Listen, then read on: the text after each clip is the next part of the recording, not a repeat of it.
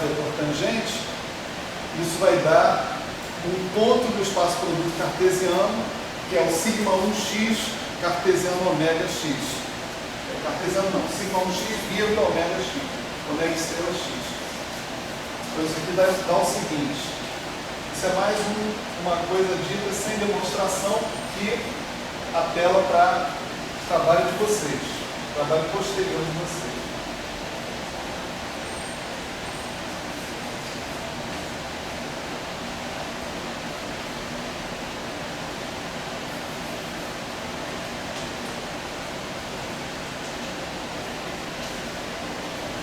Certo?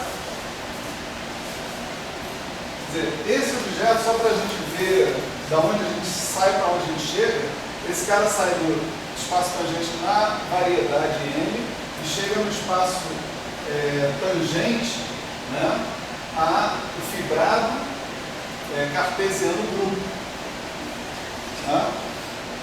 Ômega é um elemento grupo.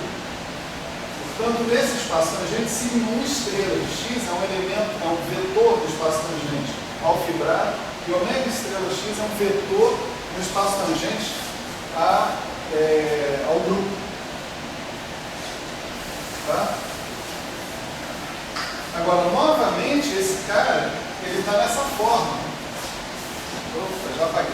Né? Ele é um vetor genérico do espaço tangente a um espaço produto cartesiano.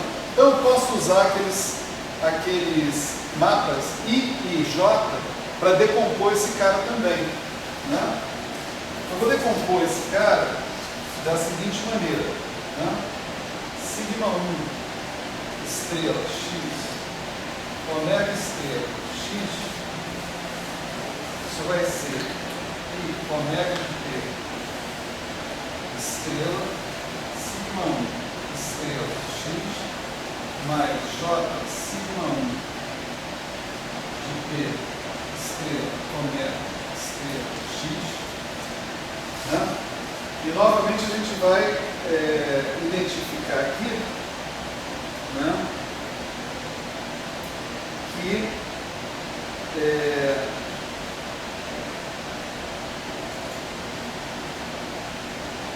eu vou ter o sigma d estrela aqui, esse sigma d estrela vai entrar aqui e vai compor sigma d estrela e ômega estrela, sigma 1 estrela. Né?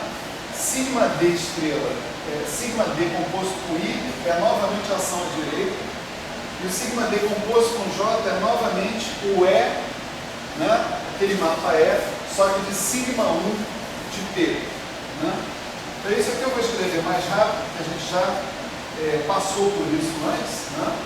Então o nosso A2 PX, ele vai ser o RG, ou seja, o R ômega de P, estrela ômega de sigma 1 P, aplicado em sigma 1 estrela X, mais o ômega sigma 1 P ômega de P é sigma 1 de P estrela ômega estrela x. Certo? Agora nós chegamos exatamente numa expressão praticamente análoga à do teorema anterior, a do item 2. Basta a gente identificar termo a termo que a gente tem aqui. Mais uma vez, o R estrela ômega, pronto, o R ômega de P estrela de ômega vai ser o ADG ômega menos 1 de estrela. Esse cara está atuando no sigma 1 estrela de x, o sigma 1 estrela vai sair como retrocesso, vai ficar sigma 1 estrela ômega, que é o A1. Está lá. Tá?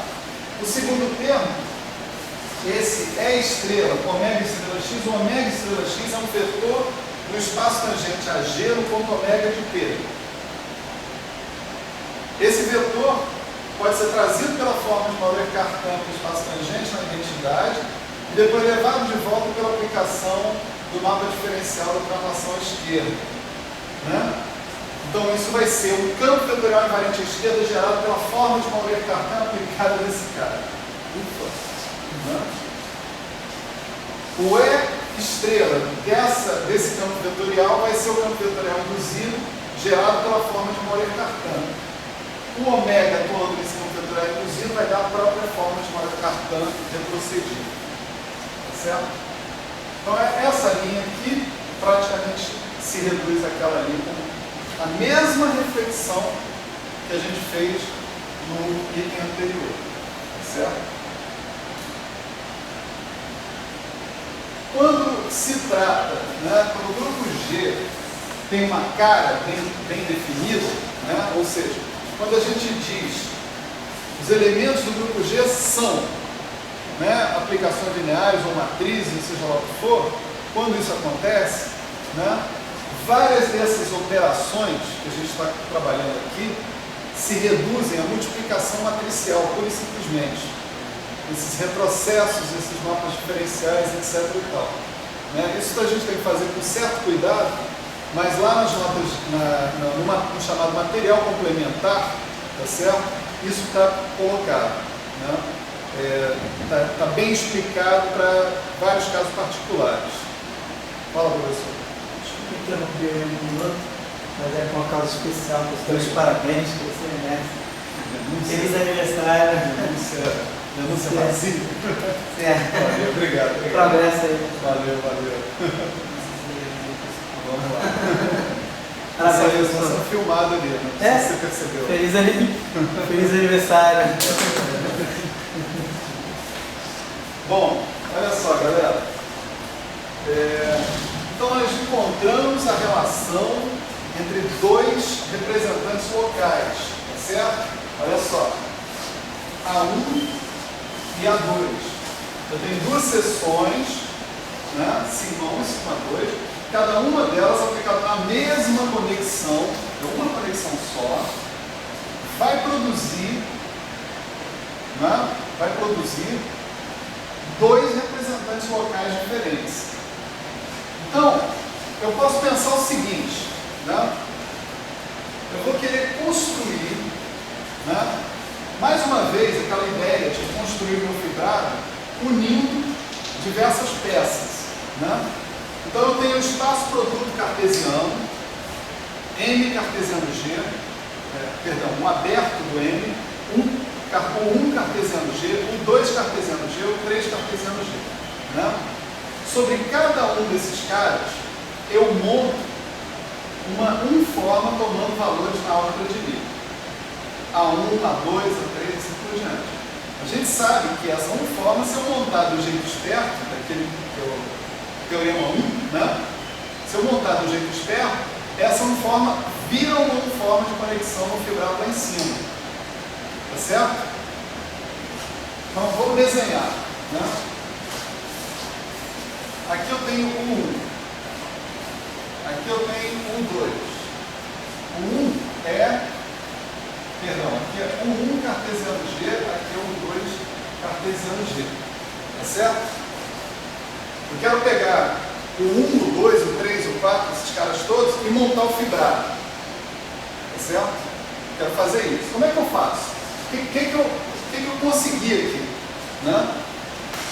Aqui nesse aqui, eu encontrei uma forma A1, tá certo? Que eu defini lá do jeito esperto. Né? Eu tenho uma seção, sigma 1, naturalmente. Né? Aqui eu tenho uma forma local A2 e uma seção sigma 2. Aí eu pergunto, como é que eu vou, né, obter? Eu já sei como é que eu caso uma fibra com a outra para montar um fibrado principal. Eu uso as funções de transição. Né? Aqui eu tenho G1, G2, aqui eu tenho G1', G2'. As funções de transição são os mapas que me dizem a qual G1' eu tenho que associar G1, a qual G2' eu tenho que associar G2. Né? Assim por diante. Então, eu sei montar o meu fibrado principal a partir de pedaços localmente triviais. Tá certo? Eu sei fazer isso. A gente aprendeu a fazer isso na aula 3 ou aula 4. Né? Agora a minha pergunta é um pouco mais profunda. Como é que eu monto, como é que eu obtenho uma conexão no meu fibrado principal. A partir desses ingredientes, eu tenho um representante local de conexão, montado de acordo com a prescrição que a gente demonstrou no Teorema 1. Eu tenho outra representante local de conexão, e eu tenho outra seção local, sigma 2. Como é que eu garanto que, quando eu juntar essas duas partes triviais, eu vou obter uma forma de conexão bem definida no fibrado todo?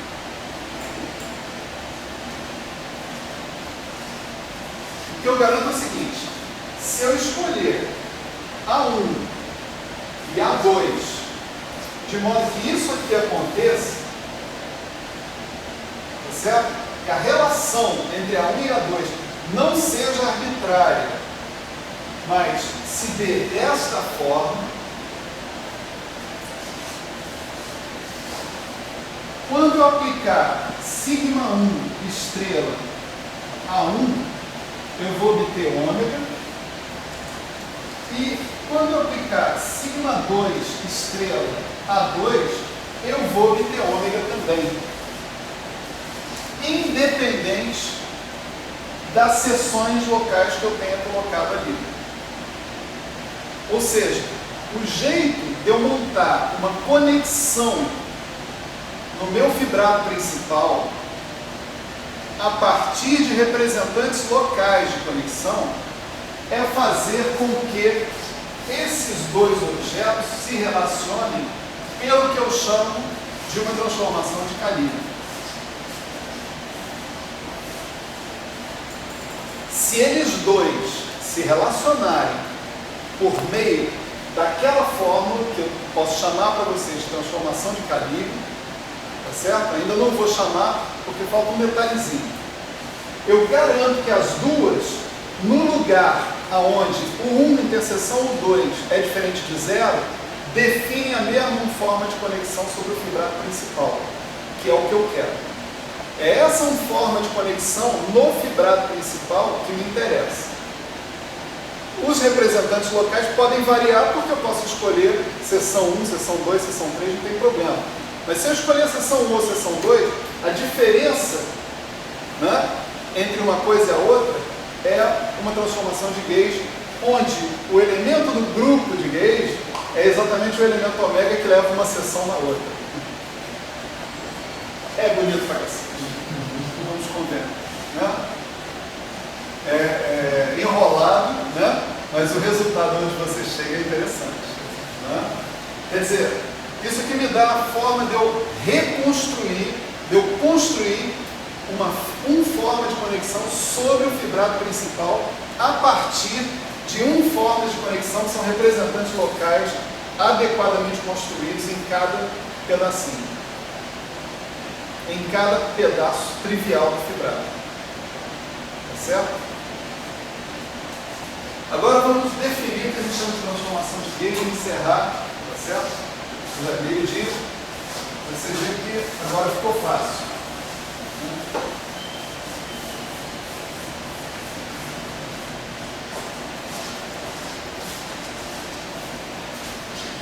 Então, o mundo é dos espertos, é dos malandros, você vê? A malandragem que os caras montaram para definir aquelas seções locais de modo adequado, de modo que sigma estrela desses caras desse o ômega, né? Aquilo lá está sendo aproveitado agora, né? Vamos supor o seguinte, vamos supor que eu tenho uma transformação aqui que seja um automorfismo. Esse aqui eu vou dizer, uma característica desse automorfismo é que ele leva a fibra nela mesma, tá certo? Apenas o que ele faz é trocar um elemento da fibra sobre P por outro elemento da fibra sobre P, um elemento diferente, tá certo? Então vamos supor que eu tenho um automorfismo φ de N, tá certo?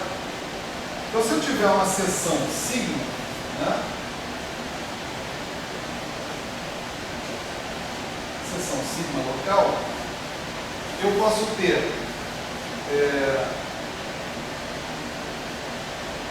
desculpe, antes de falar sobre isso, né?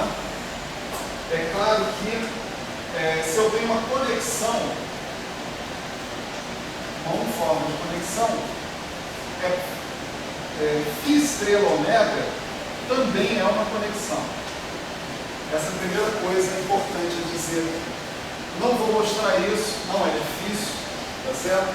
Basta você aplicar esse cara aos nossos requisitos de ter uma conexão. Isso está colocado como exercício aqui, tá certo? Então, se você tiver um φ, seja um automorfismo do fibrado principal ao fibrado principal, veja que é um automorfismo principal, portanto ele preserva a lei de multiplicação, a ação direita do grupo, tá certo? Tem que satisfazer isso. E ômega for uma conexão, φ estrela ômega também é uma conexão. Se eu tenho sigma agora, que é uma seção local, agora eu tenho duas opções de conexão. Eu tenho uma opção que é sigma estrela ômega, tá certo? Eu tenho duas opções de forma local de conexão, de representante local de conexão. Vou chamar de A1 o sigma estrela ômega, vou chamar de A2 o sigma estrela de φ estrela ômega. Tá certo? Pergunta: qual é a relação entre A1 e A2? Né? Agora é fácil a gente tirar a relação entre A1 e A2. Por quê? Porque se o φ é um automorfismo, eu posso mostrar que φ bola sigma, né, é também uma seção. Tá certo? Satisfaz os mesmos requisitos de uma seção. Tá?